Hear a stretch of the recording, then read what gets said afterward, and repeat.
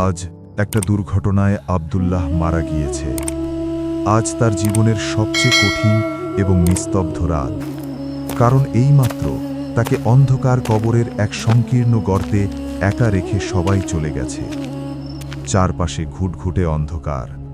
সহিহ বুখারীর বর্ণনা অনুযায়ী আব্দুল্লাহ যখন কবরে শুয়ে থাকবে, তখন সে স্পষ্ট শুনতে পাচ্ছে তার প্রিয়জনদের চলে যাওয়ার সেই জুতার শব্দ। কিন্তু সে আজ নিথর, একা। হঠাৎ সেই স্তব্ধতা ভেঙে কবরে উপস্থিত হবে দুজন ভয়ঙ্কর ফেরেশতা, মুনকার ও নাকির। আব্দুল্লাহকে বসানো হবে। শুরু হলো সেই চূড়ান্ত পরীক্ষা, যা দুনিয়ার কোনো পরীক্ষার চেয়েও কঠিন। তাকে প্রশ্ন করা হবে, তোমার রব কে, তোমার দ্বীন কি?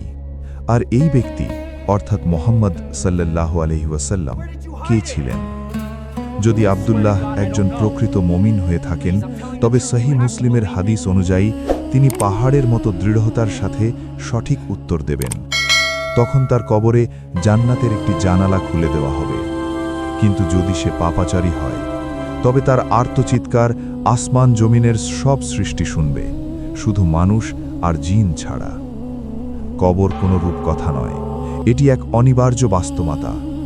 রাসূলুল্লাহ সাল্লাল্লাহু আলাইহি ওয়াসাল্লাম বলেছেন, কবর হলো পরকালের প্রথম মঞ্জিল।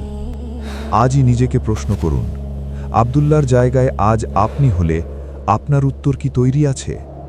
এটা আব্দুল্লাহর একার সাথে ঘটবে না, এটা আমাদের সকলের সাথেই ঘটবে।